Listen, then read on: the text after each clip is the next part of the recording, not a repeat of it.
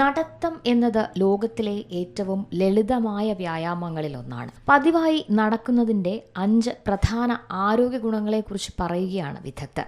നടത്തം നിങ്ങളുടെ ഹൃദയത്തിനും ശ്വാസകോശത്തിനും നല്ലതാണ്. ഇത് നിങ്ങളുടെ ഹൃദ്രോഗ സാധ്യത കുറയ്ക്കുന്നു, നിങ്ങളുടെ രക്തസമ്മർദ്ദത്തെയും കുറയ്ക്കും, കൂടാതെ നിങ്ങളുടെ പക്ഷാഘാത സാധ്യതയും കുറയ്ക്കും.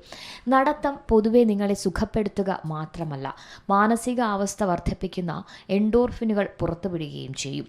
നടത്തം നിങ്ങളുടെ രക്തചംക്രമണത്തിനും നല്ലതാണ്. ഇത് നിങ്ങളുടെ ശരീരത്തിലേക്കുള്ള, പ്രത്യേകിച്ച് തലച്ചോറിലേക്കുള്ള രക്തയോട്ടം വർദ്ധിപ്പിക്കുന്നു.